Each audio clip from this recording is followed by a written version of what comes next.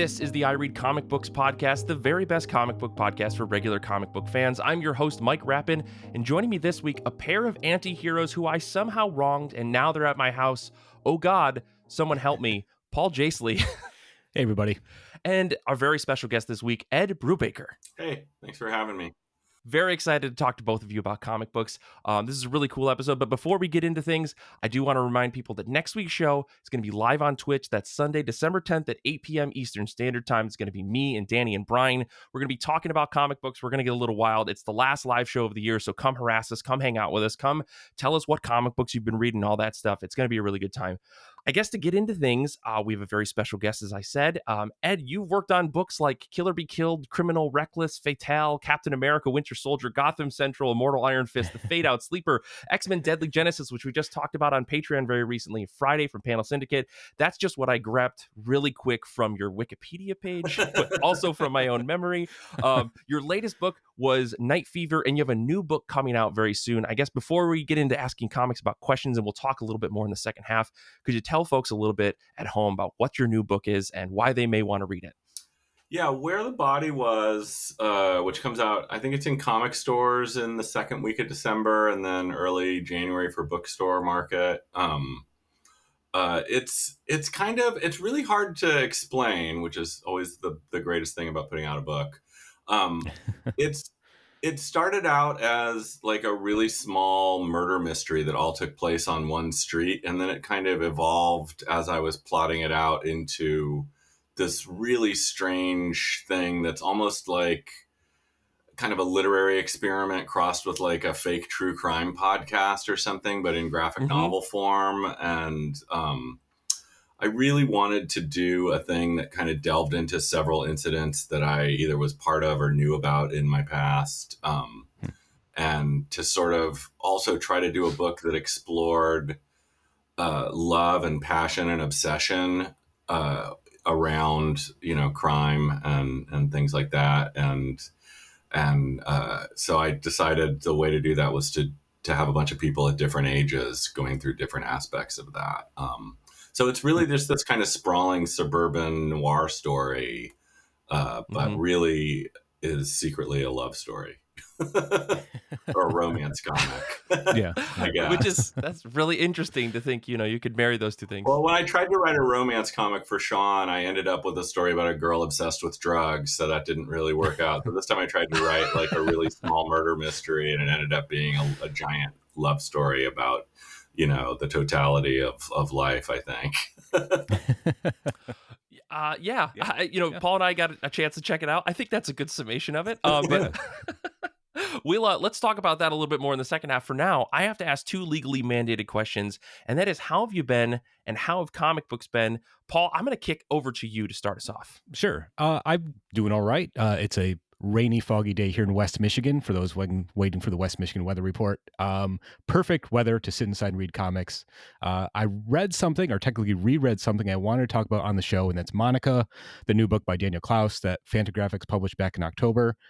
And I read it as soon as it came out. I'm a huge Daniel Klaus fan, so anytime a new book from him comes out, I jump right on it. And this is 7 years since his last book, so it's a big deal. And as soon as I was finished with it, I decided I needed to reread it. And it's interesting. It's a book that demands kind of rereading and revisiting. And I think each time you do it, it's going to change the way you think about the story and how the story feels. So the main story is about the title character, Monica, as she searches for answers about her life, who her real father was, why her mother abandoned her at a young age. And along the way, it kind of delves into conspiracy theories, new age, like doomsday cults and supernatural phenomena.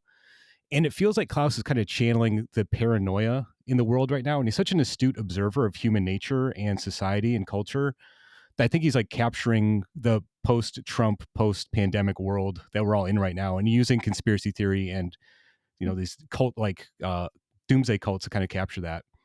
But what I think makes the book interesting is the way it's told. It's divided into 9 chapters, and some of which feel like self-contained stories in themselves, which is something he did in his book Ice Haven that came out a long time ago, I think, at this point. Another one of his books that I really enjoy. But with this one, he's like playing with different genres. Like the first story is like an EC comic style war story. There's a romance story. There's a horror, sort of like gothic horror story, detective story. And I'm not sure how they all fit together, but it feels like they must to tell the larger story. And I know the word Lynchian gets like overused and misused a lot, but it did remind me of watching season 3 of Twin Peaks, because you're not sure how all of it fits together. And again, with Twin Peaks season 3, when I rewatched it, it felt like a different show than when I first watched it. And same thing with Monica. It felt like a different book when I reread it. The ending, the horror story is her story that she writes. right? Yeah, like in the World War II thing is her dad. Yeah.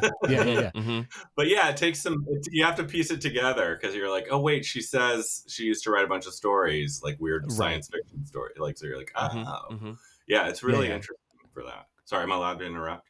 Oh, of course. No, yeah, that's fine. Please. Tell us to shut up. We'll monologue all day.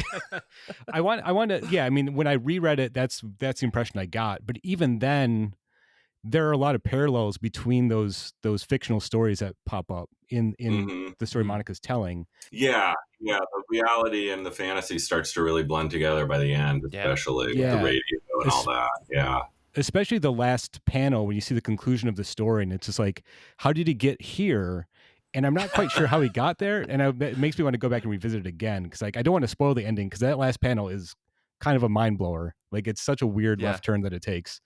But yeah, I think Klaus is like, I think it's one of his best books. I actually really liked it a lot. I think it's interesting to see someone like that with such an established 40-year-long career do is kind of like his greatest hits. Like, there's a lot in there that looks like Ghost World, that looks like Ice Haven, that looks like other books he's done, but he's kind of playing with different ideas of how to tell the story, I think. So I actually really enjoyed the book. It's probably one of the best things I've read this year, and I'm going to have to reread it a few more times, I think, to really kind of get all the nuance out of it. Yeah. It's definitely a book that I finished and then immediately said, I don't think I'm going to get this until I read it one more time, even with seeing all of the pieces. And I haven't read a lot of Klaus's work, but still, it definitely feels like a book that rereading it is going to give you, like you said, a very different experience, because you know how the story ends and in the final pages. And again, that last few panels, I was kind of like, okay, this feels like a weird 90s indie movie that just starts playing like heavy metal for no reason, despite this being like a slice of life film the entire time.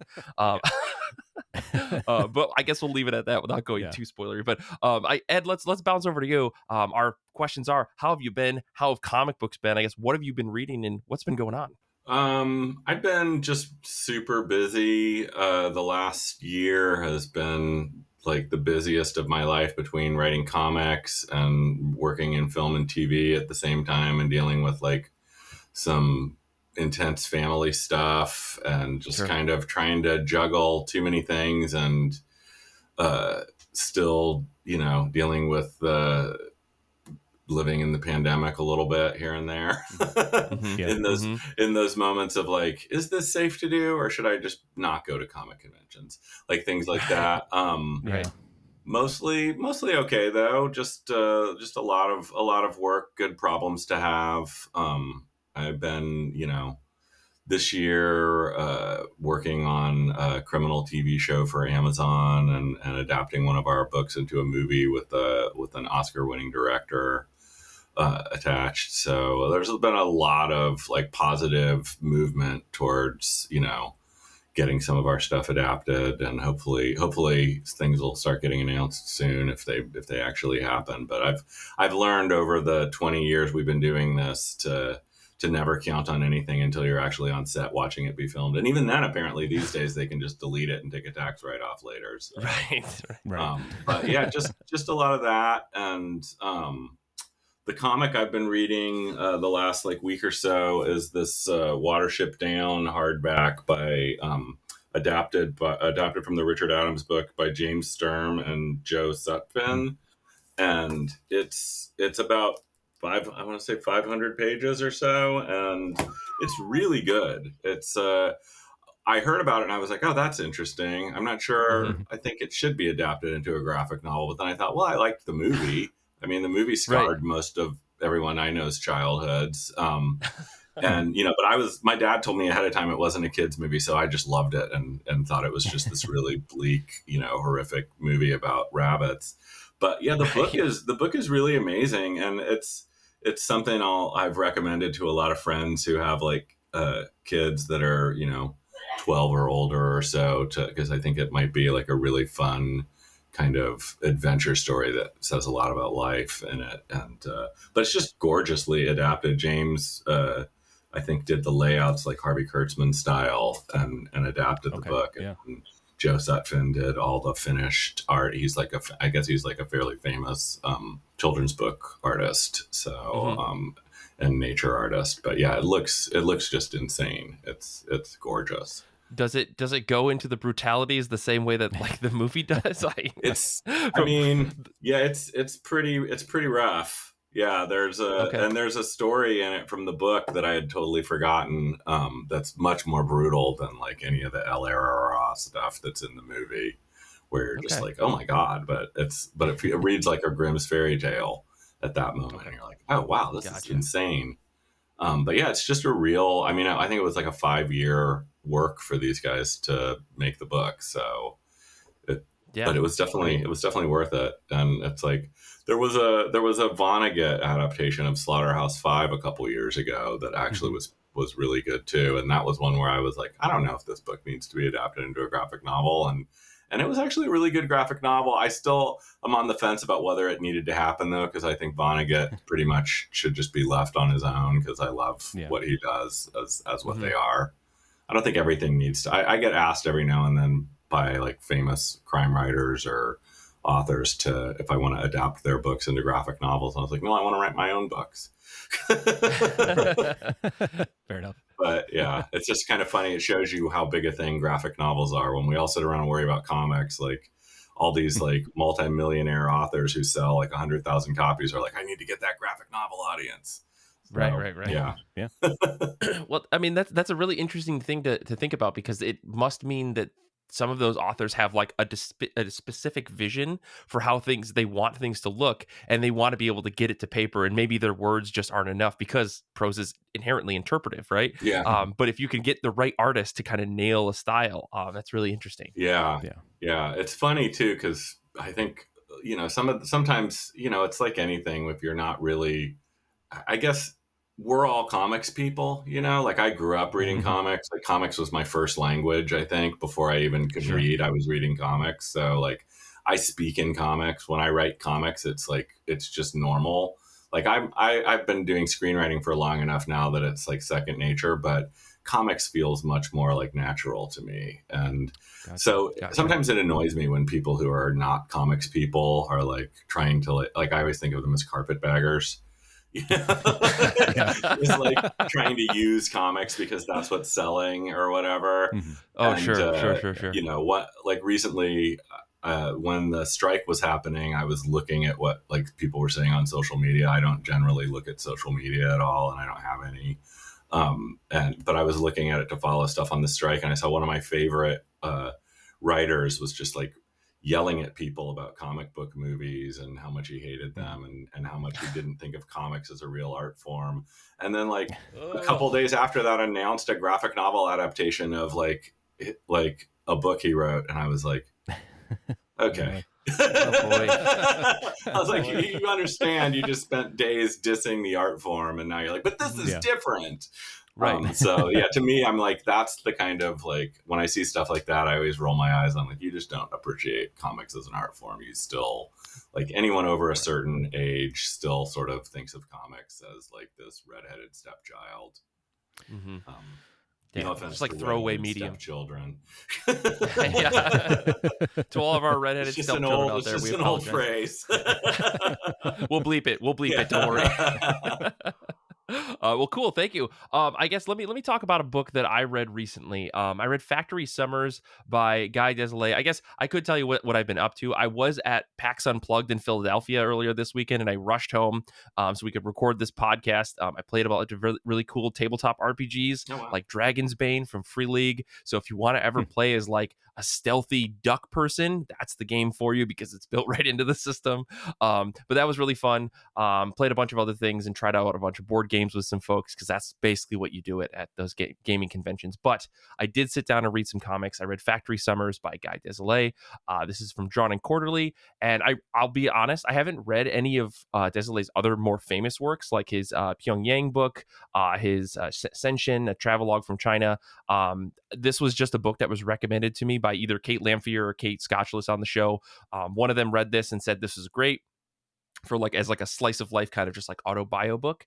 And yeah, it was a really intriguing, boring book, which I don't say as an insult because it's about a guy working in a paper factory for a couple of summers from high school to college, or through university. And it's like, it reminded me a lot of Ducks, the Kate Beaton book that came out pretty recently, where it's kind of just like going through the day to day, going through the processes of things that they learned while on the job, kind of highlighting some of the yuckier aspects of things. Obviously, in Kate's case for Ducks, it's pretty like awful. I think in Factory Summers, it's kind of just like there are these guys and they all work there and they've been there for their entire lives, and some of them hate their wives and some of them think, oh, you're never going to be able to make it as an artist. And they're kind of just mean to him, except for when they're nice to him. It's like it's very back and forth.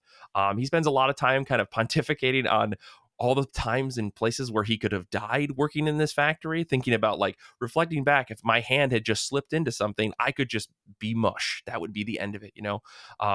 So yeah, it's a very like just book that keeps moving at a pace that makes you feel like you can't stop reading because there's nothing overwhelming about it. There's nothing too hard to think about. It's just like the multiple summers that he goes through as he is slowly trying to make it as a comic book artist, but needs money, so he goes to work in this factory. He's got a little bit of a weird relationship with his dad, who's divorced from his mom, or he normally lives with his mom.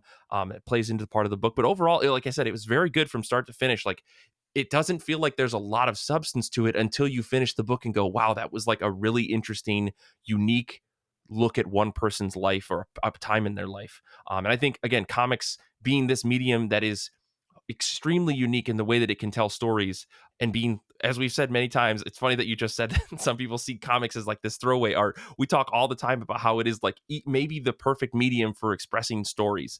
And I feel like this is a perfect example of that you can only really ever get in a comic, because I don't think this would make a good movie. I don't think this would make a good TV show, but it makes a fantastic comic that is very, very interesting to read from start to finish. So if you're looking for like a really nice auto bio book that just kind of feels good at the end, this is a good one.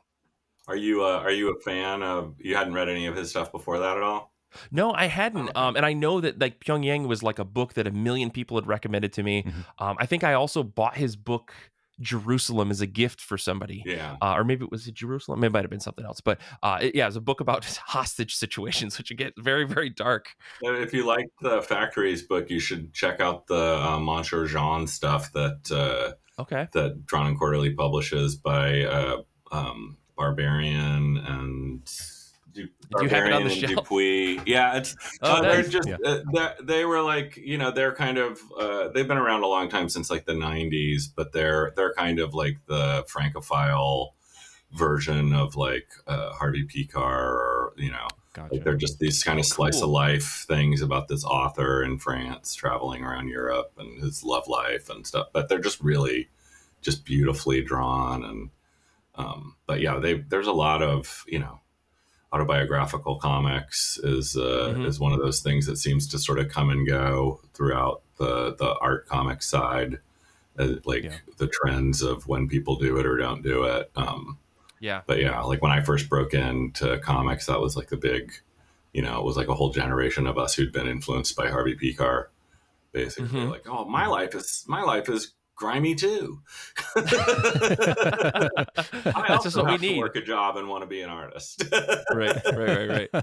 Yeah, I mean, I do agree though that it's really funny, because I feel like every other year we do see like waves of auto bio comics, and like I know enough folks that work in like the zine comic side of things, where they're like, these books are always out there. It's just like the mainstream or like the larger populace of comics seems to latch onto them, like CBR or Comics Beat or whoever will pick it up for a little bit, and then it'll kind of dwindle and then eventually comes back. So yeah, I think we're in an upswing. That's my guess right now. Yeah, it feels like it. Yeah. The graphic novel market is very receptive to that stuff. Exactly. I mean, any comic you can just give to anybody is, that's the key. Right. I mean, that's a whole other thing. I've got a question about that we'll maybe get to in a little bit. But Paul, why don't you tell us about one more book that you read? I'll talk about one more, and then we'll jump into comics that we're looking forward to. Sure. I mean, I'm on the show, so I'm kind of like obligated to talk about Batman, because I'm the one of the resident Batman fans on the podcast, along with Danny. So I read Batman City of Madness #1. This is a new one of the DC Black Label books that they're doing, the big magazine sized books. Oh, the Christian illustrated. one? Yep. Christian Yeah. Ward. Christian Yeah. Ward. I Yep. saw the art for that. It looks really great. It's great. I mean, that's really the highlight for me. I think Kevin Christian Ward on Batman is great because I love seeing people do not quite unconventional, but a little bit different Batman art. And it's like the fact that Christian Ward is somebody that works with like bright neon blues and hot pinks, and like that all like makes Gotham and Batman pop in an interesting way, especially in like the larger magazine format for that book. The story though that Christian Ward wrote, again, like I imagine if you get a chance to write a Batman story, you're going to put everything you want into it. So the story includes the Court of Owls, Two-Face. There's a story about an orphan coming to Gotham to get revenge for his father being killed by a corrupt cop. There's a whole part about Alfred musing about his role in the whole thing. It's like there's a lot in the book, and part of me wonder if it's just maybe too much, but I'm sure as it goes on in the next few issues, it'll kind of like come together into a larger story. There's a whole sequence where some destructive force that the Court of Owls is keeping locked under the city has escaped. There's a part about Two-Face getting a possible third personality that Batman has to deal with now, and he's asking Batman for help. There's a great page though. Yeah. He turns There's his a head, great turns page around, when and there's a third face on the back. Right. yeah. No, there's I don't want to spoil anything. There's a point where he's talking to this third personality, and instead of being split, vertically, his face is split horizontally. Like the top is normal and the bottom is all scarred. So, which is kind of great. But when that part of the story happens, Batman goes to Arkham, and it's like there's a couple panels that look straight out of the Morrison book, Arkham Asylum story. So it's like Ward is like playing with a lot of the greatest hits of Batman stuff. And again, I imagine if you get a chance to write Batman, you're going to want to do all your greatest hits. Is that something that you felt when you were writing Batman, Ed? Like a little bit of both. It's like you want to be able to do. It was actually the frustrating thing about writing Batman was that, like, you'd be like, oh, I want to do a story with such and such character, and like, oh, you can't use them because they're in this book this month, or they're something. Yeah.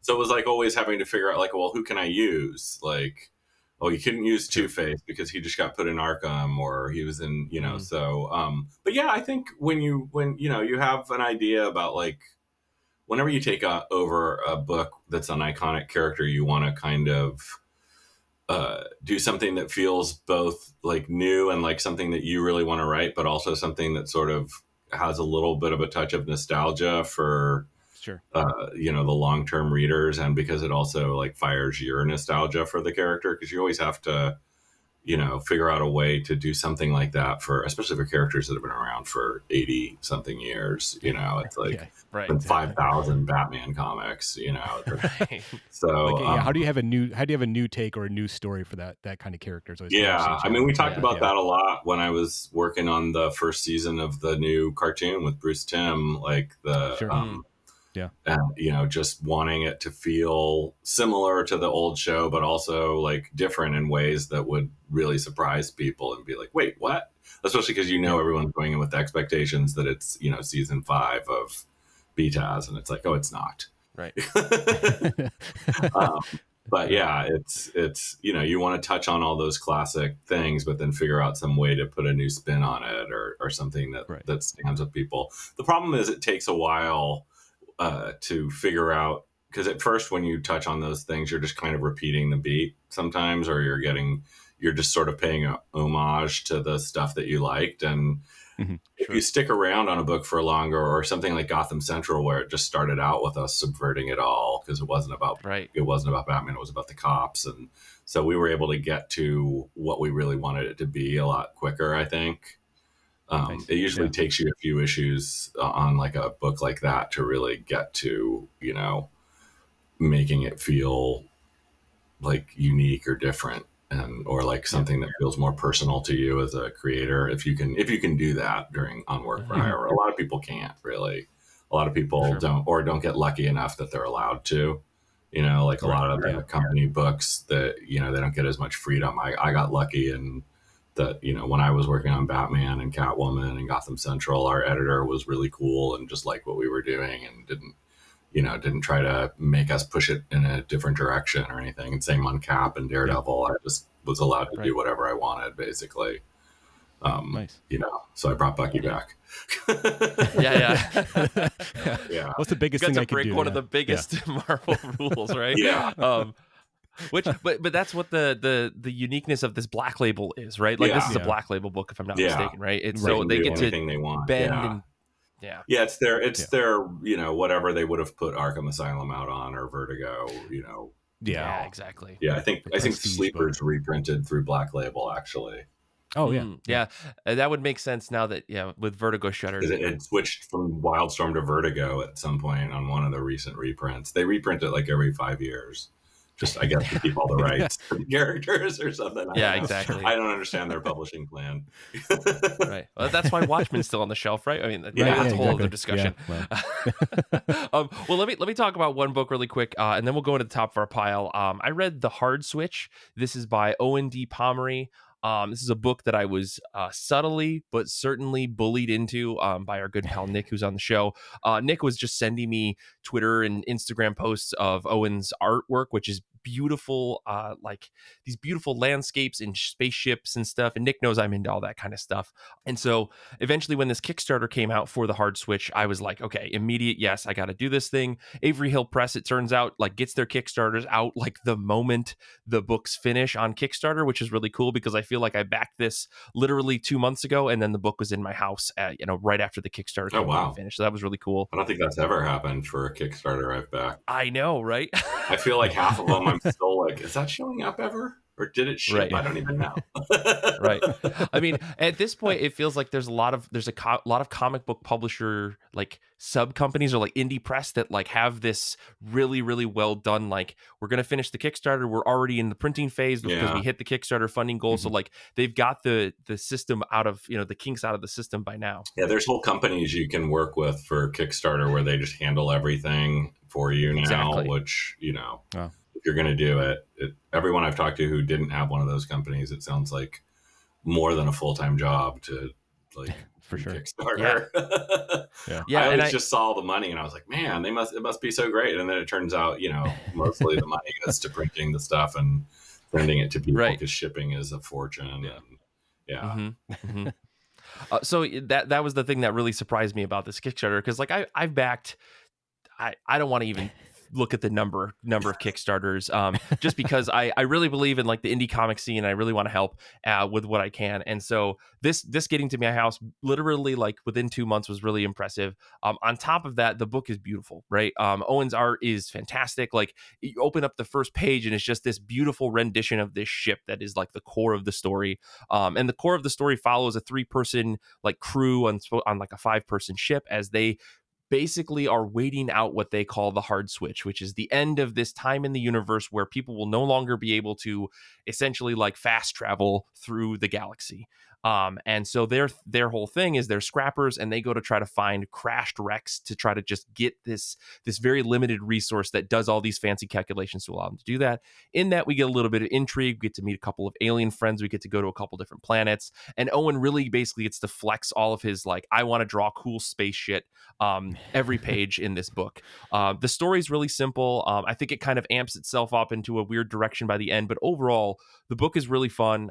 The characters are really lovable, and the art is stupendous. Like, I really just wanted to have more of his art in my house, and now I do. I have 2 books. I've got his other book called Victory Point, which came out as part of the Kickstarter as well. So, like, again, I got 2 books for one. Like, how often can you say that 2 books came to your house from a Kickstarter like immediately after the Kickstarter finish? I think it's very rare. So, I think you can get this book on Avery Hill Press's website if you're interested. We'll put a link in the show notes. But really, really cool and absolutely gorgeous art. So, totally fun. But yeah, let's move on. Let's talk about books that we're excited to read next. Comics that are on the top of our pile, whether they're new or old or just something you've been meaning to read for a really long time. Before we get into that, we had some folks hanging out with us on Discord. Danny is going to be reading Batman / Santa Claus. What is this, Danny? Batman Santa Claus Silent Night #1. Kate is going to be reading The Best We Could Do.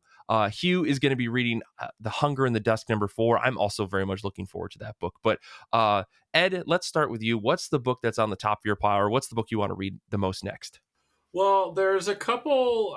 A lot of my friends work in comics, obviously. I'm really looking forward to seeing what Chip Zdarsky does next on Public Domain, which I think is like a really great book. I've seen most of the story and pages. I haven't seen it all completely finished for this original graphic novel that my friend Kieran Gillen is working on. With the woman who drew Die, Stephanie Hans, and that looks really amazing. And just the other day, I read like an early draft of the first issue of a new comic from Kelly Sue DeConnick, and that's going to come out next year. And I was really blown away by that. So just a bunch of stuff that's not available for anyone to order yet.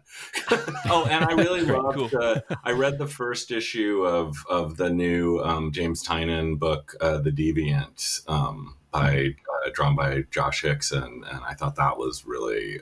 I think that's the best thing that he's done. But I think that's the best thing either of them have done. Actually, like the art is amazing in that. That's very high praise, because I think that those two have put out some pretty good books. Yeah. No, I was like, a friend and I was trying, a couple of my writer friends from TV, I'm trying to convince to come write comics. And because I just, think that they're just amazing talents and that they should do some things that they actually own instead of giving everything away to studios. And also the creative satisfaction of working on a thing where you're not going to get a bunch of notes from people to change it into something you don't want it to be.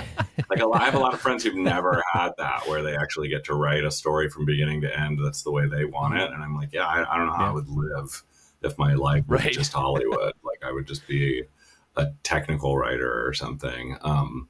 But and one of the artists we reached out to was Josh, and then suddenly he got snapped up by James, and I was like, God damn it. But then I saw the book, and I was like, yeah, this is amazing. I guess you just fold your arms and say, I guess that's fine. That's fine, Yeah. I'm okay. I got Tom Phillips and Marcos Martin, so. I was going to say, you're good, man.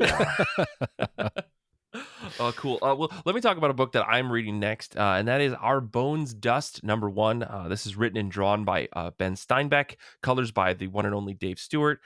Nothing like a cool little 4-issue miniseries from Image to get you really excited about comics, because I feel like every time I'm like on a downswing, suddenly an Image miniseries comes out, and I'm like, oh, right, I forgot these are the greatest fucking things in the entire world.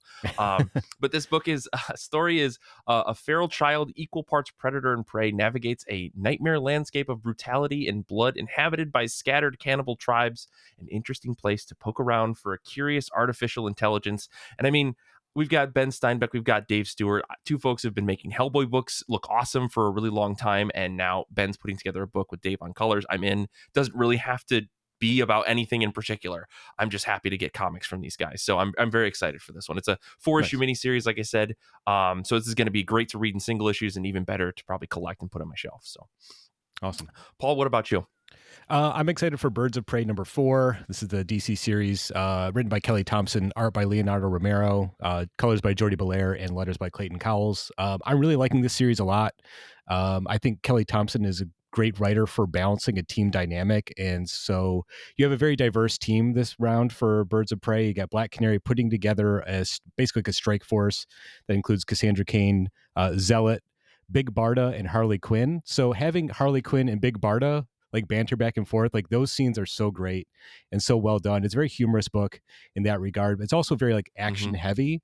And I was really stunned by how great Leonardo Romero is at balancing both aspects of those books. Like the action sequences are really well done, and like big panel type fight scenes. And then at the same time, all the dialogue heavy back and forth stuff is really well done, because he has a really great touch for body language and facial expression. So you get the characters, personalities through the pages there. It reminds me of Javier Rodriguez's work. If you're familiar with his stuff, he did the stuff with Al Ewing recently, the Defender series. And in the way Romero does body language, like I said, and the way he draws the characters, especially a character like Big Barda, there's a touch of Jaime Hernandez in it, which of course I love, because I'm a huge Love and Rockets fan. So getting that kind of stuff in a superhero comic, I'm really enjoying it. It feels like a very unique book in that regard. Nice. Very nice. I've been seeing previews of this book in Kelly Thompson's newsletter, and it looks really, really fun. But I've never been able to click with Birds of Prey, but I think you might have sold me. Like, I love Kelly's work, like overall, pretty much every book I've read by her, I've fallen in love with. I just don't need to have another book on my pull list, but maybe this is a good enough. I mean, that's where I'm at with her out. stuff too. That's where I'm at with her stuff too, because like I never imagined I'd be reading a Black Widow series, but then the one she did for Marvel like a couple years ago is so great. Good. So kind of like an instant pull whenever she's on a book for me. Yeah, pretty much. Well, cool. Let's take a quick break though. When we come back, we'll talk a little bit more with Ed about where the body was. Paul and I have got some killer questions that we're just gonna try to rip Ed's head off with, and then maybe we'll talk a little bit more about comics and other things. So we'll take a quick break, and we'll be back in just a second.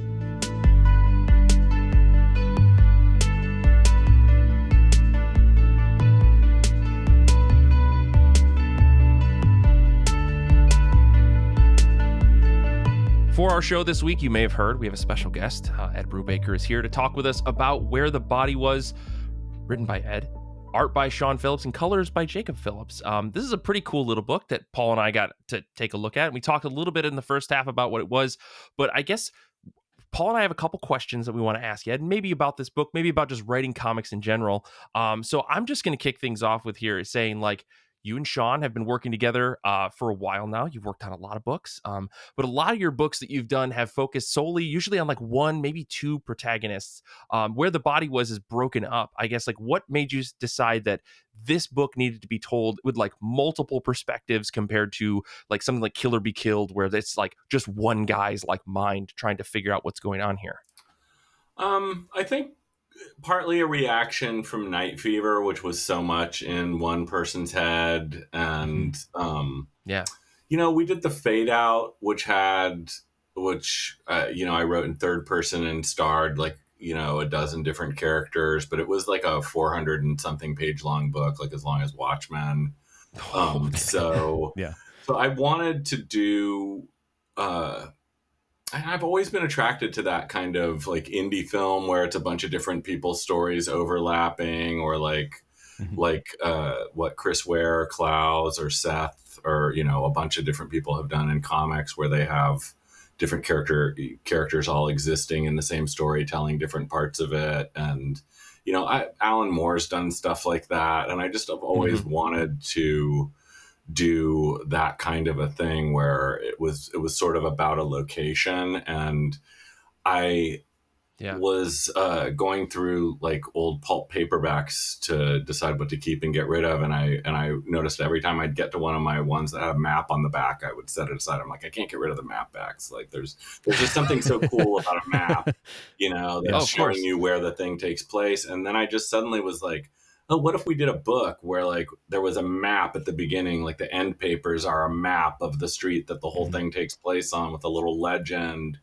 And that's kind of where the book started, was from the idea of doing a thing with multiple narrators all in one location. And then I started thinking about like, well, who are the characters? And I had bits and pieces of ideas for characters or for stories over the years that I hadn't gotten to, just different stories, like the therapist and his wife, or the guy with the badge. And, there were just these things that I'd sort of jotted down in my notebook. And I realized like if I took all these different stories and kind of overlapped them, they would actually almost be like if you look at the story in a way, it's almost like a podcast version of Double Indemnity or something like that. But then it has all this other stuff happening. Yeah. In it, so it feels bigger than that even. But like the plot of it is very much, like just sort of buried inside of what's actually happening on the pages. So that was kind of the beginning of it. It was kind of like a spark of inspiration, like right after I finished Night Fever. Usually when I'm finishing, the script for one book, I've spent the last month before that, as I was writing, sort of figuring out like, okay, what's going to be next? Like, what are we going to do? Criminal? Are we going to do another Reckless book? Or are we going to do another new original thing? And that was really like, I just had that idea, and then I just grabbed a notebook and I sat down for like 3 days and filled about 100 pages of notebook with all these different characters, and then trying to figure out the sequence that the chapters should take place in was, really the hardest part of it. But yeah, it was really, it's actually the most detailed outlining I've probably done in 20 years, like just because I Oh, had to wow. figure out who every different character was and what they're like. I know so much more about those characters than is in that book. Oh, Right. wow. Huh. Well, I mean, it's clear reading that book that like these are all like almost like real people. Like they it's so funny. I feel like as I was reading it, by the time I got to probably the last third, I was like, oh wait, there's like a body here. There's a Yeah. story that we need. There's a thing we're supposed to solve. There's so many other pieces going on because like interpersonal drama and all the different relationships and how they intertwine. Like Yeah, you don't meet the dead body until much later in the story than I imagine. exactly, exactly.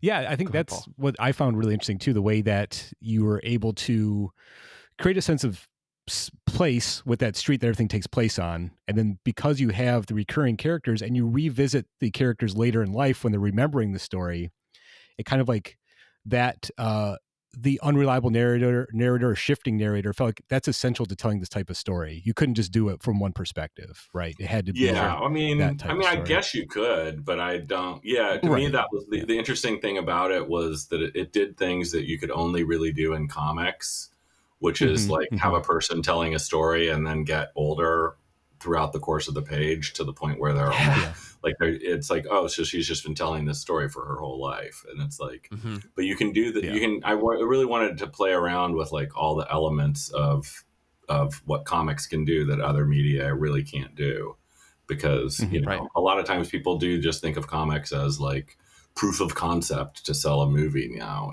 there's all these comic book companies appearing that are just IP farms, Yeah. and so I just wanted to do something that was so obstinately just, this is a comic book. You can't do this I mean, you could do a book like that, I guess, but it wouldn't be as Sure. effective with the character standing there talking to the reader and, Mhm. but it was Right. just like, it's all the kind of stuff that I've used when I used to be in independent comics, like having different characters just like stop and tell you and look directly at the camera and talk. Cause it's just like, I remember the first time I read like American Splendor when I was like 13 or something and being like, oh my God, he's just standing there talking to me. Like, and just blown away. You can just do that. Like, Right. but it's like, oh yeah, but that's what Charles Schultz did constantly in Peanuts. He'd just have them walking and talking to you. And, so it's just like, there's this sort of, I mean, like, I agree with you. I think comics is one of the best art forms, for storytelling that ever existed. And, I just wanted to really sort of push on it and be a little bit more experimental and play with the form while, telling what I thought was a really human story. Yeah. I don't want to spoil anything, obviously, but I really liked, there was like almost like a tonal shift when you get to the epilogue of the story where it's like you as the writer almost addressing the reader. And I feel like that was like it was playful in a way that, I mean, a lot of your work is more serious and, violent. So it's like to have a sort of playful, open, loose sort of story like that, I thought was really interesting. Was that something you knew going in, you wanted to tell that, to have that kind of tone to it? No, I don't know. I knew there was going to be a divide between like a sort of third person narration, and then the characters would sort of take over and start telling their story, but that it would bounce back and forth. That's why that like one's in lowercase and one's in uppercase. Right. And but I did feel like there were some elements of comedy in it. So Yeah. but like I think it's just sort of my voice. I don't know. I didn't really think too hard about any of that stuff. About like, I knew that page turn at the end when you get the wait, but what happened? Like that moment of like I knew that was going to get a laugh from people, but I also thought that chapter was kind of poignant in a way too, while also being kind of like oh fuck. So. Yeah, that was like one of the first things I thought of too, was like how to do that. And initially that came a little bit earlier in the story, and then I was like, no, it has to be at the end. And like when I was thinking of how to pace it, like not when I actually wrote the script, just when I was doing the outlining and sort of mapping out the flow chart of the book. Gotcha. I'm kind of curious. I mean, there's so much of your work that has a sort of cinematic quality to it. I'm wondering, in your writing process, do you have like a soundtrack or playlist that you write to in mind? And does that change for each project depending on the tone? Do you approach it that way? For period piece work, I tend to make like a big playlist of songs from like the era, the movie that I was working on recently was like a 30s period piece, and so me and the other writer that I was working with on it, the director, we made like a shared like hits of the 30s kind of playlist so that you have a sense of what the characters might be hearing when they're listening to the radio or out in clubs or Yeah. I like to use stuff that way. When I'm writing, I have to have some kind of noise on, and so like a lot of writers will write to like instrumental stuff because words will bother them. But what I've ended up doing is I have like 3 or 4 bands that I just know so well that when I put them on, it's just like it's like a security blanket or something. Like it's not really distracting. It's more like, oh, okay. And so like for a lot, I'll go between different ones. Like I'll put on like a Bell and Sebastian mix or like the complete Nick Drake. I've written a lot to Nick Drake or I can't really write to anything that's really aggressive. Like I used to listen to Nick Cave's soundtrack for the Jesse James movie. And man, that is a tense fucking thing to write to. You realize you're just grinding your teeth as you're writing. And even though it's like this beautiful music, it's just like slow building tension. There's a band Low that I like that I can just put on like and just hit mix and everything's just kind of like mellow. But it's like, it helps me get in the zone of like blocking out the world because you're in front of a computer and it's like, now we all have to pay for programs to like be able to block out the internet while we try to work or stuff. Like it's just funny, like the lengths we go to, and for me, I just pick up a notebook and go sit in a different room, write on paper and try to remember what it was like to be single focused and not, I can't check my email on my notebook. On my paper notebook. Unfortunately, you still have to pay $10 every time you pick up the notebook, though, and it's really weird. Right? But the notebook company charges me a subscription fee now. Like you can't buy the notebook. Well, you can buy the notebook for the first year. You just buy it for the $8, but then after that, you have to pay us $1 every year that you still own the notebook. Yeah. Field Notes has got a really big subscription problem that we need to fix right here on this show.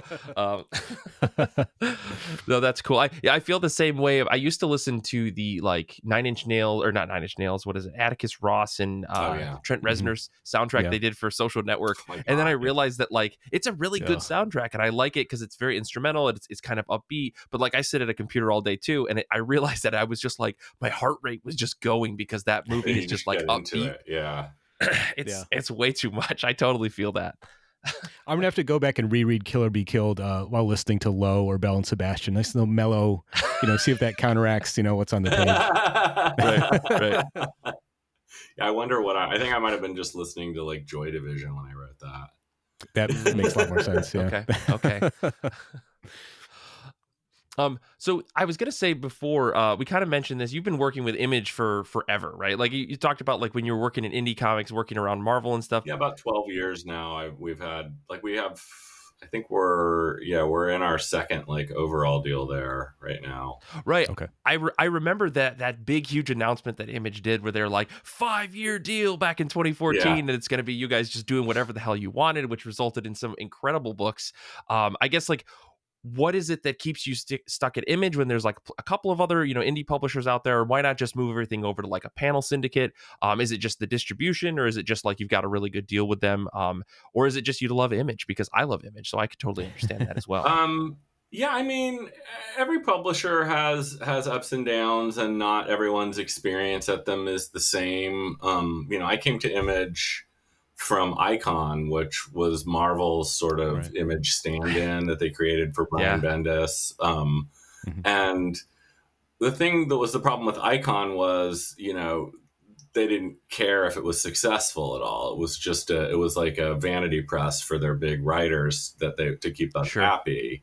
Like, and it was like a favor, and you like, I can't remember who I heard say this when I was younger, like some artist or writer or somebody, but it always stuck with me. Like, no, I'm never going to make a living on favors.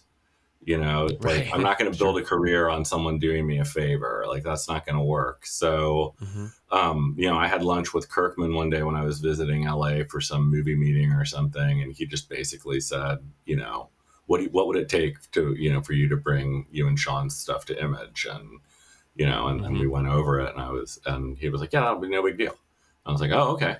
And that was like life changing for me, you know, to be Totally. able to, you know, we have a bigger percentage of the profit than we were getting at the other company. And, you know, they're very supportive with advances and stuff where I'd been funding like everything through Icon, you know, out of pocket. Like I like when we started Criminal, like, you know, it was incredibly, I mean, it still is an incredibly hostile market for anything that's not superheroes, but especially, you know, right then. And it was like, you know, we pushed it big as from the writer of, you know, The Death of Captain America, which had sold like 1 million copies, and the artist of Marvel Zombies, which had sold like, you know, 800,000 copies. So like we picked the biggest time of our career to launch it, you know, but we still only sold like 25,000 of the first issue initially. And so That's crazy. I would fund these things out of my pocket from like Marvel royalties or from like advanced foreign sales on, you know, for 5 different territories or something.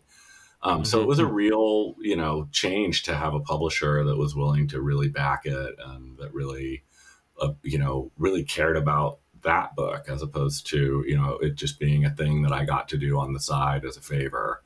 Like, and I knew, you know, that was really where I wanted to be. The superhero books, like I had a lot of fun, you know, on the majority of the ones I did. I don't think I, you know, ever did the run on Batman that I would have liked to have had. Like I never had a big run with an artist where I really gelled with, you know. Like I got given that book, like because they were firing a writer and they needed somebody basically, and so I was just given Batman with an artist that, you know, was really good at stuff that I wasn't really good at writing. And so there was like always this tension of like, there's not enough action in here, or there's not enough double page spreads. And it was like, that's just not what I do. You know, but I had a really good time doing that. But, you know, I think if I added up all the superhero comics I wrote from like 1999 until I quit doing superheroes in like 2012 or something like that, it's probably like 1,000 stories. And, you know, the ones that we all still, that are still in print that we still talk about occasionally are the stuff that I'm really proud of. You know, so That's it's like awesome. Captain America and Daredevil and Iron Fist and Gotham Central and Catwoman, like, but you know, like, so it's, you never know what you do this work, and it's like I did years on X-Men. I was supposed to do like a quick fill-in on X-Men before Mark Miller took over both books, and so it was supposed to just be a short year in and out, and then I got stuck on X-Men for like 5 years because Mark never did it. It was like, it was too hard to quit, and they didn't want me to quit, and so to me, I look at that as like, well, you know, I did the job and I had fun doing it, but you know, I'm not like that wasn't my goal in life, was to write X-Men. So when people come up and tell me they love my X-Men run, I'm always surprised. And you know, initially I would be like, oh no, you're kidding. I don't, that's my worst stuff. And then people get really upset, and I realize like, oh yeah, it's different to them. Like to them, it's like, and it wasn't like I wasn't trying to make it good. I just feel like, you know, like it just, team books in general have never been my thing. Whereas give me Captain America, and if you read my Captain America run, it certainly feels like a team book, but you know, it isn't somehow. It's like I did the same thing on Daredevil. You just start bringing in all the side characters are the most fun in some ways, because especially on a book like Cap, you know, like everybody else can have more personality or more stuff happen to them. But yeah, I don't know. It's a Image really. We have had really good success there. You know, I know our situation is a little bit different than everyone else. We've spent 20 years building up a huge readership fan base for our work, where they follow us. that was why early on, like, we made our names really big on the cover, like as if they're part of the logo, because it's like, for me, I was always looking at book covers, and it's like, when you're successful as a novelist, like when you put out a book every year and your name is bigger than the name of the book, I've like seen Michael Stephen King novels. Donnelly or Yes. Stephen King. Like, oh, what's the name of the book? Oh, it's down here in small print. So I always I knew that we were never going to have like a Walking Dead or something, or like Criminal we'd come back to, and we've got 10 collections of Criminal, but we were never going to just do one book forever, because I think both of us would get really bored by it after, 20, 24 issues is the longest we've ever gone on anything. And so I knew that we needed to be the brand. And so that was always like, put our names really big on the cover, so our readership knows, like, oh, that's the new Brubaker and Phillips thing. And now it's to the point where like the stores that are our big stores are ordering our $25 graphic novels as if it's the first issue of a comic. They'll order hundreds of them on the release day. And I'm pretty sure that's the first time that's ever happened in comics for the comic market. Like, I feel like that was like a real breakthrough for us, and it made it like a viable thing for us to do. And Image just really had our back there. I'm big on loyalty, like I want publishers that are really good at their job, but I feel like Image right now, especially, like, has moved to Lunar and Simon and Schuster for the book market. And, that was one of my big things, was like wanting to have better book market distribution, because I didn't feel like Diamond was doing a very good job on that, and that most of our book market sales were coming through Amazon, and for online. And so now, because I feel like the books that Sean and I do are so, like, those books you could just give to anyone. Like, if you're a comic fan and you buy it at the comic store, like, it's great for you, but you could also buy a Reckless book and give it to your dad for Christmas if he doesn't like comics. He spent 40 years telling you what a waste of time that it is that you read comics. And it's like, well, your dad, like there's something I realized early on. One of my first things that was kind of a big deal in comics was Scene of the Crime, that book me and Michael Lark did at Vertigo. And so I was like trying to get to crime graphic novels, like, from the beginning. It just took a long time before we built up enough of an audience to make it not like a financial disaster. But I remember meeting a bunch of people, my first, like, Comic-Con after Scene of the Crime came out in trade paperback, and all these people asking me to sign it for their stepfather or for their grandfather. Oh, wow. Like, he hates comics, but I'm going to give him this because he loves mystery novels, and and he can finally understand why I love comics. And so I hear all that stuff a lot, and that, and your Captain America Death issue was the first comic I ever bought. I hear a lot, just like, it tells me how old I am, because that comic came out 20 years ago at this point, almost. But yeah, I really, I value my relationships there. Robert's, a really good friend of mine. Eric Stevenson, the publisher, is I have a relationship there where I can just call them directly, and I don't have to. We turn in our books print ready. Basically, they just have to do like a proof on the lettering and stuff, and like Sean and I, Sean designs everything, and we choose our paper stock, and we just have complete control. And honestly, like, the other companies that exist, like, I don't feel like Dark Horse has changed their deal now, but a lot of the other companies that exist, like Image for a long time was the only company that you could actually own 100% of your material, and like, Boom keeps half the rights, like Dark Horse for a long time kept half your rights and half your profits. And, Image gives the creators the vast majority of the money. They give them all the money on the single issues, except for like a publishing, for like production fee. And they cover the printing. And so, like, we print these books that are these gorgeous hardback books. I get to pick everything about the paper products, and like, I'm such about the object. And so Image gives us all this control, and they have the best deal in comics for creators, and but nothing in publishing is ever going to be easy. Like Sure. making a living as a writer for the history of humanity has never been a thing that your parents would ever be happy you wanted to do. You know, like it's always going to Yeah. be a really risky thing. I mean, Yeah. in this world right now, there's probably 100 rich writers, 1,000 more, 2,000 more that make kind of a living, and then about 400 million that like wish they could write, you know, or want to write. Sure. Like Yeah. all the people Yeah. who buy books, like, but it's like it's a really difficult field to make a living in, and so I think a lot of people come into working with these publishers and expect a lot more from them. And, you know, I've been in the business since like the 90s. And so I know going in, it's like, oh, I'm going to need to, you know, do a lot of things myself. Like when we were doing Criminal, I actually, between various friends, cobbled together like a mailing list of comic book stores before we were putting out the first issue, and we printed up posters at home.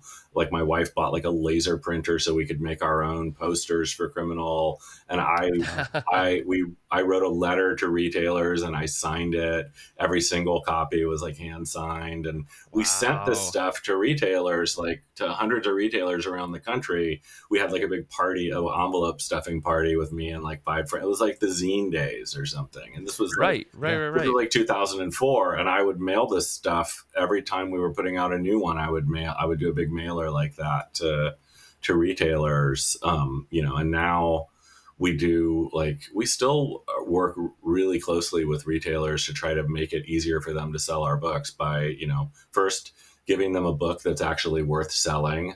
Like, you know, like a product that actually looks good on your shelf that's worth the cover price. Totally. And, you know, hopefully books that create fans that want to buy our other books.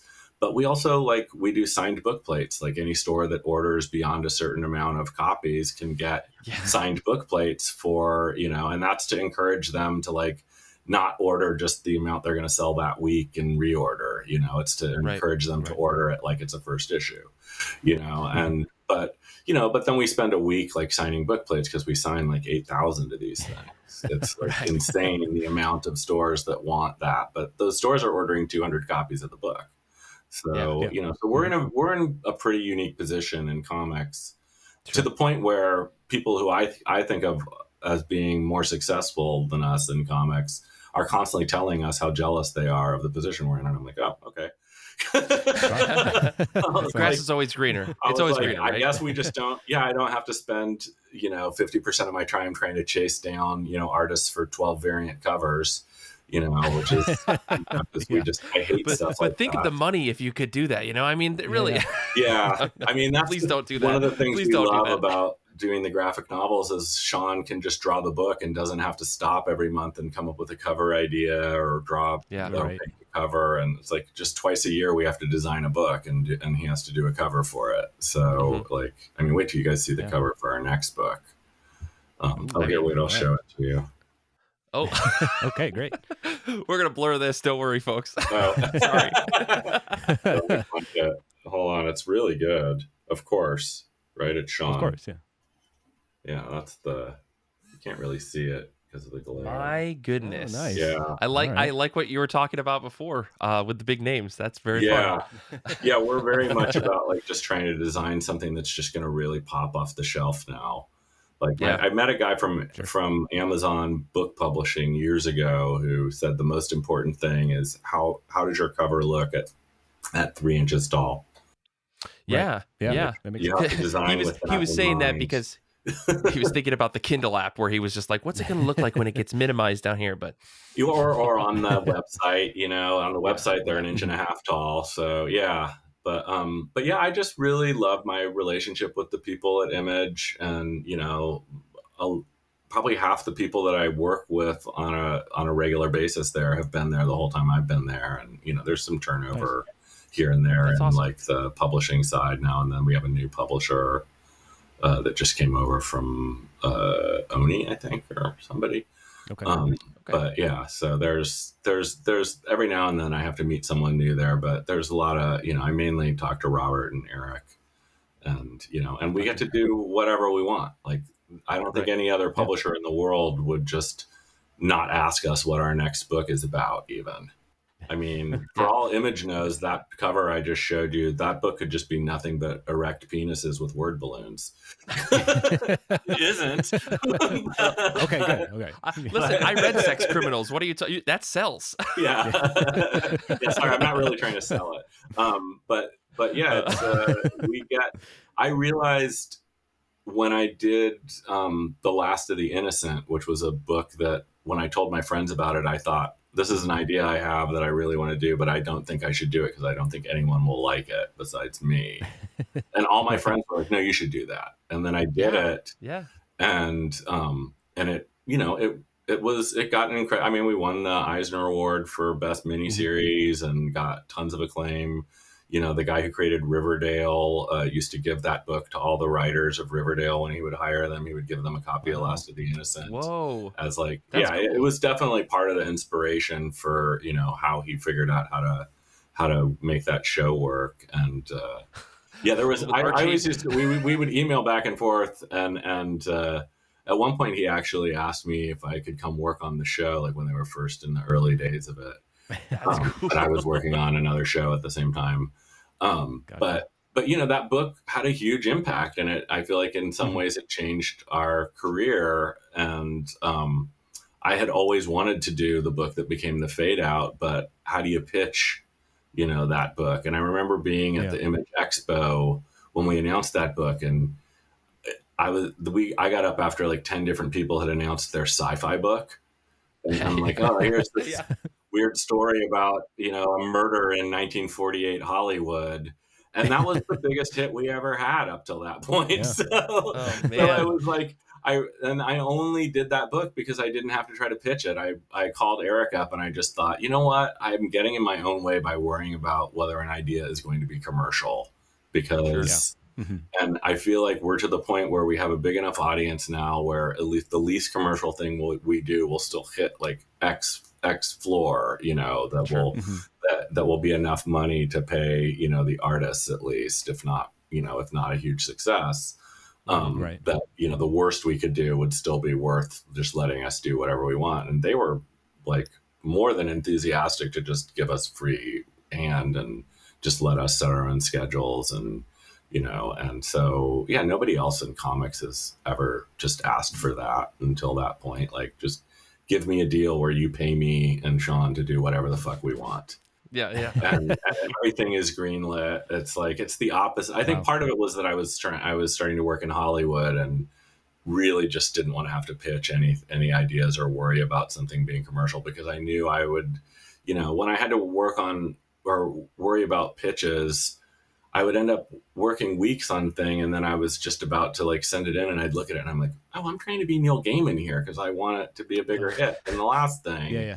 Instead of trying to really write what I want to write. Right. And so, and I found that when you just follow that and write what you want to write, it ends up being, the thing that really connects with people. And, and we do stuff that is sort of similar but different every time too. So it's like our fan base always, one of our books is always someone's favorite, and one of our books is always someone's like, this one didn't hit as much for me, And it's funny to me because it's like, sometimes that's the one where I'm like, oh, really? That one's our best book. It's crazy, but you like this other one that I don't think is quite as good. Like, so, but it's like those people who really loved my X-Men run. You just, you can't control how people are going to react to your work once you release it. That's the thing. It's and accepting that too, is a huge part of being able to survive as a writer or an artist, is understanding that once you send a thing out into the world, you cannot try to micromanage how people respond to it. And you shouldn't. Right. And you should also not have too much of your self-esteem tied up in other people's responses to it, because especially in the world of social media, don't look at the comments. It really means it. It's like, I mean, you're smart by not being on social media, I guess, in that regard, right? Like, that was really the situation of just, I stayed on it for probably 2 years longer than it deserved my time, but I didn't like it at first. I was like, I would look at Twitter and I was like, this seems like a huge waste of time. Why do I want the random thoughts of, a bunch of people? And then, of course I spent 8 years, looking at it every day for some Right. reason. But I spent like at least the last couple of years was just people screaming at each other. And it was like, or if you were at all of any renowned or had like a big follower count, like I had like 90,000 followers or something, like you would just, if you looked at your replies, if there was anything going on in the world, people were demanding that you make a statement about it. And I'm like, I'm a comic book writer. Like I have opinions on things, right. but I don't believe me saying an opinion on Twitter about anything in the world is actually going to affect anybody other than maybe make them hate me. Exactly. Like, or think that I'm some overprivileged Hollywood liberal or whatever. So it's like all of that stuff, that slacktivism. I feel like the whole like social media just turned into people yelling at each other about politics and global warming and all the stuff that I actually care about and have opinions about. But I liked it when we were all just making fart jokes and yelling at each other about like TV shows and comics and right. It just became ugly, but we were all addicted to being there, and but it seems like it's all just going up in a bonfire right now. Thank God. Yeah, it'll be. I would have thought the Tesla wall was going to be the best thing Elon Musk ever did to the world, but it turns out spending way too much on Twitter and then destroying it will be the best thing he did by accident. Legacy.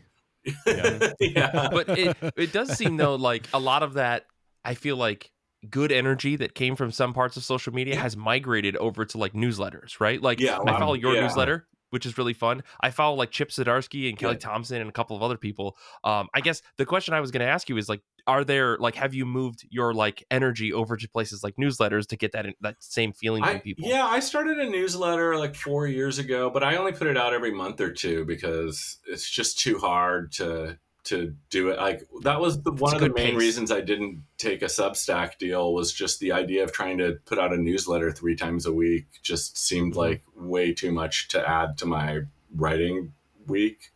And like I noticed after the Substack grants ran out, a lot of them stopped putting out newsletters quite as often, where now that's more like once a week or something. And that's, survivable, I think. But yeah, I just I like going on there. Like I published like a big essay about why I hate AI, a couple months ago, and that people pasted around. And I'll answer questions from readers and do previews of our stuff, but it's pretty much a one way. Like there's an email people can write to me about, and but more people read my newsletter. I have like 10,000 subscribers to the newsletter, and more people read my newsletter every time than ever read a thing that I said on Twitter. And I had 10 times as many followers. So it feels like a much better system for actually reaching the people that really care about what you're doing. And, and it's nice to have a place to say things when you actually have something to say that you've thought out. I feel like I knew going in, I knew Twitter was going to turn into something really ugly when people on the news started saying things like, and people on Twitter are saying, and then you look up the person on Twitter thing, and you're like, oh, this guy with 6 followers on Twitter said. It was like, I don't want to argue in favor of gatekeepers, but I will say that one thing about gatekeepers was that they kept all the fucking crazy psychos from finding each other so easily. Yeah, sure. When you were like a crazy bomb throwing white supremacist in the 80s, it was much harder for you to find people like that, or any kind of crazy person about anything. Like QAnon could not have existed before social media. Exactly. Or the internet. So there's a lot of, and not like people, I used to be a subscriber to a magazine called Paranoia when the 90s that was the sort of fun version of stuff like that. Sure. So it wasn't like there weren't wacko people out there and that published stuff. It was just, those of us who were amused by it didn't actually believe it. Right. Fair enough. Yeah. Yeah. But that's cool. I mean, I was gonna ask if there's any newsletters or anything that you subscribe to. I know, like if you're Oh sending out and yeah, stuff, I don't know if there's any folks that you're paying attention to, yeah. in that realm. I've subscribed to like Kieran's and Chips Mhm. and Matt and Kelly Mhm. Sue's, and I probably subscribe to way too many. I have Tynan's. Mhm. Okay. Oh God, I'm like, yeah. Oh yeah, the Hickman one. Oh yeah, Lisa and Aaron 3W, has 3 Moon, yeah. one. Yeah. Scotty's. Yeah, I have like 10 or 15 of these things that I'm subscribed to. It's so many now that Right. it's like it's Right. almost like too many. But yeah, what are you gonna do? Cancel your subscription for your friend's newsletter? They'll know. Right, They'll right, see right. that. They'll know. Yeah. They could see it. You Yeah. never know. But Listen, yeah, it's all and good content and you're reading every Tynan's single one, right? yeah, Tynan's newsletter is always like good and informative and so long that I always wonder how the hell he had time to actually do that. Because I feel Dude, like his yeah. newsletters are about 40,000 words sometimes. Oh Mhm. yeah, and the Wow. Brian Vaughn one, which I have fallen a few weeks behind, and I'm like, how much longer is this going to be? Can I just buy the book? I feel like I've read 500 pages already. Yeah. Yeah. See, That's but then But, funny. you're gonna have another big 500-page book that you can hold up next time you're yeah, on a video exactly. podcast, Yeah. right? Yeah. No, that's Um, cool. I go ahead, Paul. I had a question about you and Sean have been working together for so long. At this point, you're just reading each other's minds. I mean, how much do you have to put in the script? Does he just know exactly what you need or what the book Um, needs every time you do that? No, I mean yes, I put much less description into stuff for Sean when I'm Yeah. writing for him than when I'm, very rarely writing for another artist these days. But Mhm. it's not that dramatically different than, Okay. 20 years ago, or, we've been working together since 1999. Like I started working with Sean the same month I started dating my wife, and they're the two Okay. My longest God. relationships of my life. Um, and uh, it's it's really it's more that like I understand what I know basically what I'm gonna get, but there's always something that's a little bit surprising in it too, Sure. and so I'll tell him stuff like this guy's more in the foreground and partly cut off by the panel borders as he's doing this or that, and then I'm always surprised by how he Okay. decides to do these things, but yeah, it's really the trust of just knowing that I've got like one of the best artists and storytellers in comics, and Absolutely. he only works with me. So we're really a team, and I can send him the Yeah. scripts, like a chapter or two at a time, and he's incredibly fast as an Mhm. artist. I mean, Mhm. we Yeah. do 2 graphic novels a year. We used to do monthly comics, that I in our we would do 28 to 32 pages usually in our single issues. Yeah. 'Cause How yeah, do you how do you tell a whole chapter in 20 pages of a right. single issue? It's impossible. It's like See, that three was the thing that scenes. it like blew me away when you guys were dropping like a new graphic novel like every 3 to 4 months. I was like, these guys must just have a backlog. But you're saying this is Sean just working Well, we extremely did. fast? No, we had a little bit of lead time when we first started Reckless because of the Okay. Okay. pandemic. There was like this Yeah. 3 month shutdown. So, like, by the time Reckless was announced, Sean was probably 80 pages into drawing the first one. So, I mean, Okay. it wasn't Yeah. it wasn't like it was not hard to get the first 3 out in the course of 10 months. I think we published 3. Like, and Exactly. if you Yeah. look back, it's like 3 months, like 6 months before Reckless came out, Pulp came out, Yeah, which right. was like a huge but Pulp's success sort of cemented that this Reckless thing might actually work, because Pulp sold out in like 3 weeks or something, and Wow. we Yeah. thought we'd Yeah. printed enough to last 2 years, and it was like, oh shit, okay, well maybe we can actually do this, and then we never went back, because it was like, okay, let's just do graphic novels from now on, Yeah. and now we're like we just the where the body was, like the book plates, like we got the highest orders for like the signed book plates ever, so we had like actually underestimated demand, Oh because I have to man. sign a bunch more of them next week and get them back to Lunar. But yeah, That's great.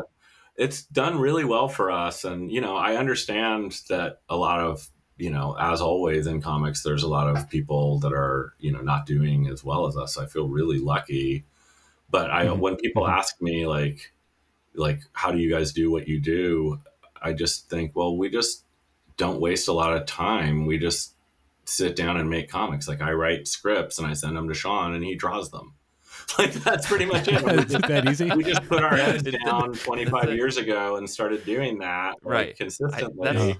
And we also, I mean, I guess we never have been so successful that we got full of ourselves or rested on our laurels. For us, every new project is like, is this the one that's going to finally be like a breakthrough? And then you look back and you're like, well, we have 20 years of, books that are still selling, and you're like, oh, that's the breakthrough, is that we actually just get to keep doing this. Whenever I freak out about, when you hear people complaining about, how things are going in the direct market, or that single issues are not doing as well anymore and all this stuff, the big fear I have is that I just want to be able to make comics with Sean forever, until one of us dies, so like, I just want to, hopefully at the table. But like literally, like I like the goal that I thought when we first started out was like, oh, we'll do some stuff and it'll be like a huge hit, and we'll get movies and TV shows, and it's like, it's great if all that stuff happens, but the actual joy of the work is that I write these things and then Sean sends me pages, and if there was like a month between when we finished Where the Body Was and when Sean started drawing the next book that's coming out, Houses of the Unholy, and he that month I was so depressed because I wasn't getting artwork. Like I just realized it's such a big part of my life to just get pages in the mail, like, or in email, like a couple times a week, of like, oh, here's, like, I'll check my email and, oh, here's 4 brand new inked and lettered pages from Sean. And it's like, and I show them to like 3 friends always. And, it's like, it's just part of my life. And I realize, like, that's the part of my life that keeps me sane, is being able that. And, and my wife, like, they're just things that keep me sane and productive and able to be an artist. And, so that's all I think about, is like, okay, well, if comics is struggling, like, how are we going to get through? And then we end up being like one of the cases where, we're something that stores know that they can sell at this point. So we're not, we're just trying to get to the stores that haven't started carrying our stuff yet, and try to explain to them that, hey, we're pretty good at this. Been doing it a while. Here's 40 bucks. Right. But so I don't know. Does that answer the question? I think it does. No, I think so. Honestly, I think that is a beautiful way to wrap up the show. I mean, Paul, I don't know if you had any last thoughts or anything before we wrap here. I just want to get this off my chest. So, like, I read comics as a kid growing up, read comics as a teenager. After high school, when I graduated in 2000, I kind of stopped reading comics. But I started going back to the stores around 2008, went to a comic shop. And Criminal is one of the first books that kind of like got its hooks in me again and made me read comics regularly again. So it feels like it's kind of coming full circle for me, because that led to me being on this podcast. So being able to talk to you, and thank you for that. Just want to say that. So thanks for all the work, man. I appreciate it. Thanks. That's huge. Yeah. When we announced Criminal that summer that it was going to come out in the fall, we had that teaser thing that we had made, which was like the first time that I was like, I'm so sick of people announcing comics and just showing you the first 3 pages. I'm like, let's make a movie trailer. And that was like the first thing we did. I wrote that before I wrote the comic, and Sean drew it before he drew. And I got that printed up like as like a little like 8-page giveaway, and had thousands and thousands of them. And I would just go to the Marvel booth whenever anybody big was signing, when no one knew who I was really. Actually, I don't know. I had just brought Bucky back, and I had bought a shirt off the internet that said, rule number 1, Bucky stays dead. And so I was wearing that at the Marvel booth, and Stan Lee was doing a signing. So there was like 1,000 people, and I just walked down the line, just like giving it to people. And it was funny because people would look at my shirt, and then they'd look at the thing and like, oh yeah, this looks cool. And so it was just like, that's how I was like, trying to market it though. And then I remember I was supposed to go meet Stan Lee, and his bodyguard wouldn't let me go into the back room. And he like crossed his arm, and I'm like, no, I work at Marvel. He's like, I don't care. You're not going back there. And I was like, damn. And then he looked at my shirt, and he's like, rule number 1, Bucky stays dead. What, you don't like Brubaker's run? And I'm like, I'm Brubaker. Oh my. And he's like, oh, cool, nice to meet you, man. And I'm like, well, can I go meet Stan? And he's like, no. But it was so Oh funny. my God. That's great. But yeah, that really, like Criminal. It's funny when you were talking about Birds of Prey and you mentioned being a huge Love and Rockets fan, because I was the first like huge Love and Rockets fanboy when I was like 15. I used to just be like their little tag along at Comic Cons. Like I met Jaime Hernandez like when he was doing like a signing and nobody cared, and I just always loved their stuff. But it's funny because having been around comic stores and worked in comic stores growing up, I knew that like people in alt comics really look down on mainstream comics, and they don't understand that the same people buy all the same stuff. Just like I like, American Horror Story and The Sopranos. Like, I can like stuff that it's like you can like things on different levels for different reasons. I like Tolkien, but I also like Raymond Chandler. Sure, yeah. But it's funny because I have so many friends from indie comics who are such snobs about stuff, and I'm just like, you don't even realize the people you're selling these books to don't just buy mouse in your book, like, right. Comics. Comics, exactly. It's like the people who go to the Fast and Furious also go to like a David Fincher movie, like exactly. Yeah. So it's just funny. Yeah, exactly. I'm a huge Fast and Furious fan, but I mean, they are what they are. I'm clipping that. That's great. Yeah. We got him, everybody. No, that's the worst. Yeah. Cool. Well, Paul, I appreciate you saying that. Ed, I've got a whole shelf of just your books over here. Like, big, huge fan. You said something earlier about like you guys basically at this point have books that you can hand out to people, and that's pretty much what I do with a lot of your books. So I want to say thank you for like reintroducing like crime comics into like the mainstream, or at least the mainstream for comic book fans, because it's such a breath of fresh air when like everything's superhero, everything's, we said auto bio books, they're great, but like, your books really are like a breath of fresh air every time you and Sean drop one. So thank you for continuing to make books, because they're just the light of comics sometimes. Well, for I'm glad that you guys liked the new one, because that was one where I finished it and I was like, man, this is so different than anything we've ever done that I wonder if our readers will actually like it. I think that's why I like it. I think James Tynan was the first person to read it, actually, because I sent it to him a little bit like, I'm not going to say anything, just read this. And he wrote back and just loved it. And I was like, oh, thank God. But yeah, it's like, it's been so much. That's the one thing about not publishing things like as you're doing them, like through single issues, is like you get about 90 pages into a book and you're like, wait, did I make a wrong decision 20 pages ago and I didn't realize it, or can I pull this off? Or and you get so deep in it that like you have to get it, the finished edited version, and get it to like 5 or 10 people you trust before you're like, okay, I didn't fuck it up. Well, I mean, if you ever need proofreaders, just let me know. I'm happy you got my email. But no, this one was great. But I think, like Paul said, the variety of like some of the stories here, like I could read Reckless for forever, but it is nice to get like a Night Fever, and now we've got this Where the Body Was. I appreciate the changing up of things a little bit, even if it all is still kind of revolved around murder and mystery and stuff. It's still very good. So. Yeah, the next book that comes out next summer is really weird, like sort of satanic panic related a little bit. Okay.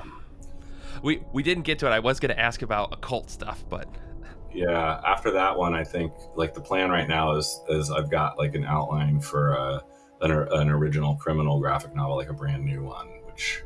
Nice. With a brand new main character for the first time in like 10 years. So I'm kind of psyched about that, and that I finally had like one where I was like, oh yeah, we haven't done one of these yet, and like a noir genre we haven't yet completely tackled.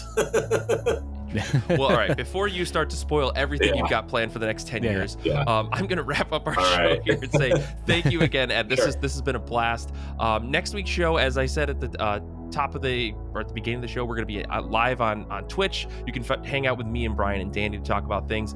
As always, you can follow us on Instagram and Twitter, at TikTok, Discord. We got all of our good stuff in the show notes. You can support us on Patreon at patreon.com/IRCB podcast to get access to hundreds of Patreon only podcast series like A Better Batmobile, Giant Days of Our Lives, Saga of Saga, where we cover all sorts of different comic series. Plus, we've got some weird X-Men blind box shows that I keep doing whenever we don't know what to do. We just recently talked about X-Men Deadly Genesis. So that was really fun. But Infinity Shred is the best band in the universe. They do all of our music. Xander traveled through the center of a black hole and survived. He keeps doing that because I keep forgetting to update the show credits. I want to say thank you to Paul and Danny and Kate for working with us on this episode. Thank you again, Ed, for coming and talking comics with us. This was such a blast. And until next time, comics are good, and so are you.